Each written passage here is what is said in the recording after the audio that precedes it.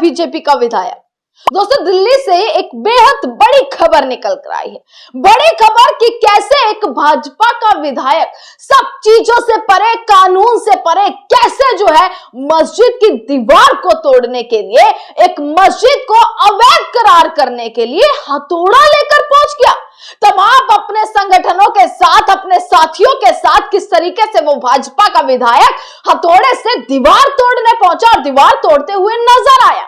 दोस्तों, इससे एक बात तो बिल्कुल साफ होती हुई नजर आती है कि भाजपा के लिए ना कोई कानून है, ना कुछ, ना भाजपा किसी कानून को मानती, ना किसी ऑर्डर को मानती, ना किसी कोर्ट को मानती, बल्कि जो ये चाहते हैं वही इस जमीन पर दिखाते हुए नजर आते हैं। जो इनके भीतर मन में है, यानी कि धर्म की राजनीति को हर बार दिखाना, वही ये जमीन पर करते हुए नजर आते हैं। दोस्तों, दिल्ली से बड़ी खबर निकल कर आई है, पीतमपुरा की यह खबर है। मैं आपको वीडियो भी दिखाती हूं और तमाम खबरें मैं इस खबर के साथ विस्तार में बताने वाली हूं कि कैसे भाजपा के लोगों के लिए धर्म की राजनीति इतनी ज्यादा जरूरी है, किस तरीके से बीजेपी की राजनीति मंदिर, मस्जिद, हिंदू मुसलमान से शुरू होकर और इसी पर ही खत्म हो जाती है। उस बीच क्या विकास होना चाहिए, किस तरीके से महंगाई पर काबू होना चाहिए, किस तरीके से रोजगार देना चाहिए, इस पर शायद बीजेपी विधायकों का कोई भी पक्ष होता हुआ नजर नहीं आता है।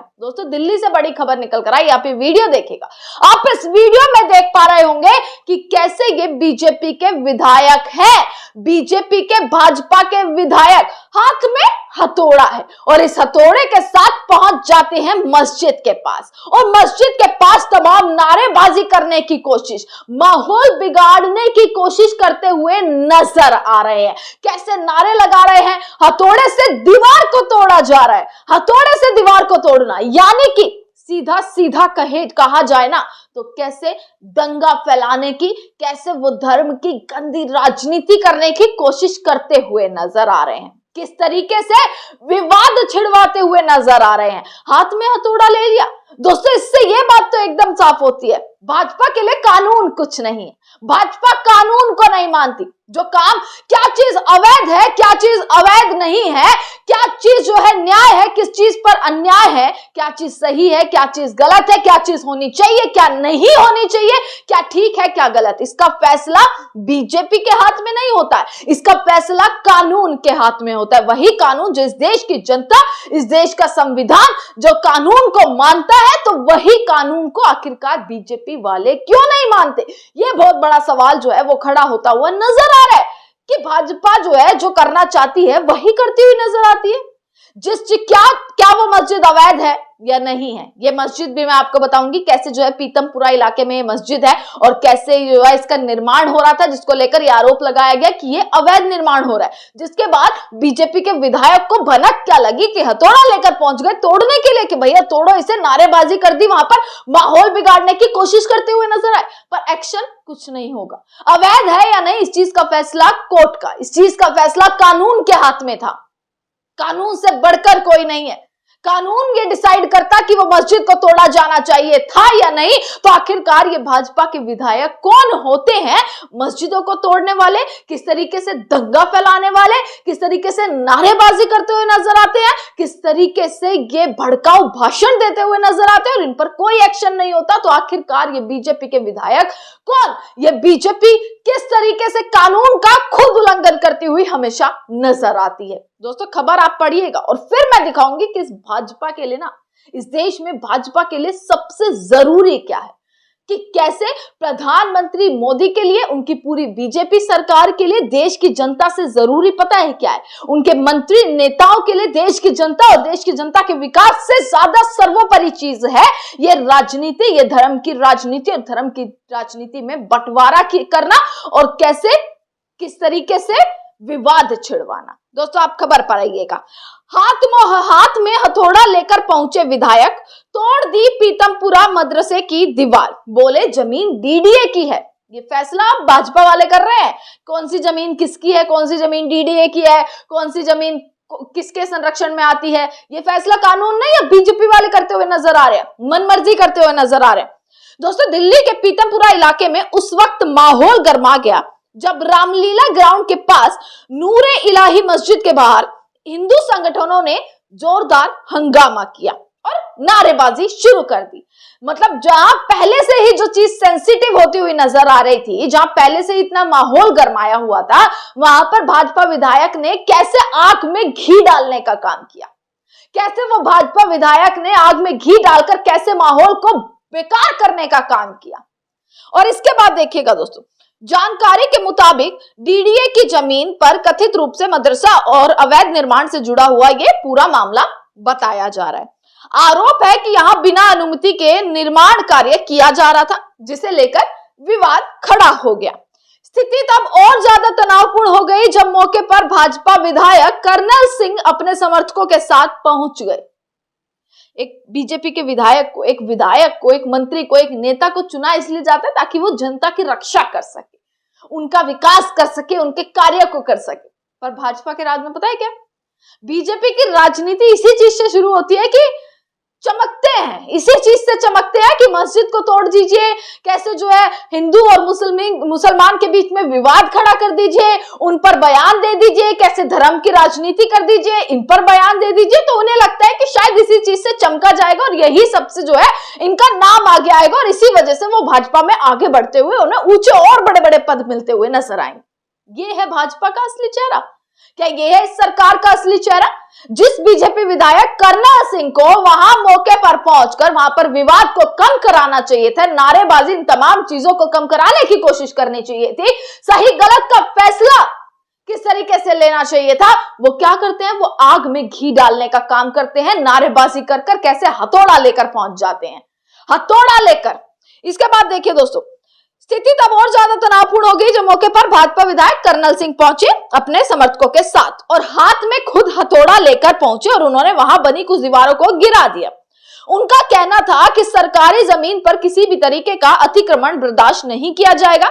विधायक कर्नल सिंह ने मौके पर साफ कहा कि यह निर्माण अवैध है और डीडीए की जमीन पर किसी भी तरीके की यह निर्माण नहीं हो सकता। अब ये डिसाइड कर रहे हैं। अब दोस्तों दूसरी तरफ आते हैं, देश में पेट्रोल, डीजल, सीएनजी लगातार प्राइसेस बढ़ते हुए नजर आ रहे हैं। पिछले एक हफ्ते के भीतर 3 बार पेट्रोल के प्राइसेस बढ़े, 3 बार। कहते हैं ना धीरे धीरे चीज, सरकार को लगता है कि 2-2 रुपया बढ़ाएंगे तो शायद देश की जनता को मूर्ख आसानी से बना पाएंगे, देश की जनता के बीच जुमले परोस पाएंगे। पर ये देखिए धीरे धीरे हर दूसरे दिन 1 रुपया बढ़ा देना, कुछ पैसे पेट्रोल डीजल को बढ़ा देना, कैसे सीएनजी के रेट पहले 2 रुपए फिर 1 रुपए से बढ़ा दिया गया, धीरे धीरे कैसे प्राइसेस को बढ़ाया जा रहा है। और बीजेपी किस में झुलस रही है, भाजपा के नेता क्या करते हुए नजर आ रहे हैं, धर्म की राजनीति। जहां एक तरफ देश का युवा सड़कों पर है, जहां एक तरफ देश का युवा किस तरीके से देश का जनजी सड़कों पर आकर आवाज उठा रहा है कि उनके साथ अन्याय हुआ, किस तरीके से 22 लाख छात्रों के साथ अन्याय हुआ, उसकी आवाज सड़कों पर नजर आ रही है। दिल्ली से लेकर गुजरात तक सिर्फ और सिर्फ प्रदर्शन है। राजस्थान में माहौल बिगड़ता हुआ नजर आ रहा है, किस तरीके से छात्रों पर लाठियां बजाई जा रही हैं, किस तरीके से वाटर कैनन का इस्तेमाल किया जा रहा है। यहाँ शिक्षक सड़कों पर है, ऑटो टैक्सी ड्राइवर्स सड़कों पर है, 3 दिन की हड़ताल उन्होंने करी। कैसे जो है पेट्रोल पंप पर लाइन लगी हुई है, भिड़ंत होती हुई लोगों के बीच में किस तरीके से झगड़े होते हुए नजर आ रहे हैं, किस तरीके से लोग इतने भारी भारी सामानों को लेकर पेट्रोल भरवाने के लिए पहुंच रहे हैं कि भाई क्या पता कल आगे कितना प्राइस बढ़ जाए, क्या पता कल आगे क्या हो जाए। पर हमारे देश के नेता, हमारे देश की सरकार किन चीजों में लगी हुई है, विदेश यात्रा, अपील कर डाली, सारा जिम्मा जनता के सर फोड़ डाला, सारा ठीकरा जनता के सर डाल दिया कि आप ही भक्ति दिखाइए, आप ही संभालिए, आप ही देश को संभालिए। जब देश जनता को संभालना है तो आप कुर्सी पर क्यों, आप इस्तीफा दे दीजिए। एक सीधा सा सवाल है और ये सवाल देश की जनता कर रही है। तमाम वीडियोस में देख रही थी दोस्तों, इन वीडियोस को आप भी जरा सुनिएगा कि कैसे पत्रकार ने कैसे पेट्रोल पंप पर जाकर जब रिपोर्टिंग करी और ऑटो वालों से पूछा तो उन्होंने पता क्या कहा कि हमसे अपील कर गए विदेश नहीं जाओ, सोना मत खरीदो, और विदेश चले गए, खुद विदेश घूम रहे हैं, 50 गाड़ी आगे ले रखी है, 50 गाड़ी पीछे ले रखी है और कैसे विदेशी यात्राएं कर रहे हैं ये नेता, कैसे जो है मोदी जी खुद विदेश चले गए। ये ऑटो वाले के शब्द हैं, क्योंकि ये देश की जनता समझ चुकी है, इस देश का हर वो तबका समझ चुका है कि आखिर सरकार क्या करने की कोशिश कर रही है और क्या उनके साथ किस तरीके का अन्याय किया जा रहा है।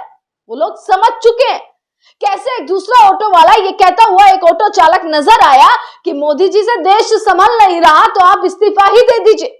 आपकी सबसे बड़ी कृपा होगी कि आपको देश को संभाल नहीं पा रहे हो तो आप इस्तीफा दे दीजिए, क्योंकि हम लोग तो परेशान हो चुके हैं, आम जनता तो परेशान हो चुकी है। पेट्रोल के दाम, सीएनजी के दाम, हम कहां से रोजी रोटी कमाई उतनी और महंगाई कितनी। या तो हाथ से नौकरियां जा रही हैं, या तो सड़कों पर आ गए, या फिर अगर कोई नौकरी कर भी रहा है तो कितने कम रेट पर वो नौकरी कर रहा है, किस तरीके से वो नौकरी में 1 रुपया सेव नहीं कर पा रहा। सिर्फ 2 वक्त की रोजी रोटी के लिए सुबह से शाम वो लगकर कैसे एक इंसान मेहनत करके लौटता है, और कैसे खबर निकल कर आती है कि महंगाई, पेट्रोल के दाम ये बढ़ गए वो बढ़ गए। और कुछ लोग कहते हुए जो नजर आते हैं, कुछ चंद भक्त जो कहते हुए नजर आते हैं कि हम इतने रेट पर भी 500 का भी पेट्रोल हो जाए तो वो खरीदने के लिए तैयार है। और अगर वाकई में जमीन पर उनकी असलियत देखी जाए ना, तो कैसे वो खुद जो है इस तरीके से जीने पर मजबूर है, कैसे उनके खुद की लाइफस्टाइल, खुद की व्यवस्था इतनी बिगड़ी हुई है, पर कैसे मीडिया पर आकर कहना है कि भाई 500 का भी पेट्रोल हो जाए, पर करेंगे तो हर हर मोदी, घर घर मोदी। देश में इतना कुछ चल रहा है, विदेशों में जाकर मोदी जी पत्रकारों के बीच कैसे फजीहत करा रहे हैं, किस तरीके से विदेशों में जाकर मेलोडी चॉकलेट बांटते हुए नजर आ रहे हैं, पर अपने देश में कैसे ये सारे मुद्दों से भागते हुए इनके मंत्री राजनीति और हिंदू मुस्लिम मंदिर मस्जिद में झुलसते हुए नजर आ, इसी बीच में बिसते हुए। बस इनकी राजनीति यहीं तक ही सीमित है, ना पेट्रोल से मतलब, ना देश के विकास, ना शिक्षा, स्वास्थ्य, रोजगार, महंगाई, किसी भी चीज से कोई मतलब नहीं है। दोस्तों, ये तमाम वीडियोस अब निकल कर आ रही हैं और माहौल जिस तरीके का बन रहा है ना, अब उस पर एक के बाद एक आवाज खड़ी होनी शुरू हो गई। देश की जनता समझ चुकी है। इसी के साथ तमाम खबरें आप तक पहुंचाते रहेंगे। आपका बहुत बहुत शुक्रिया।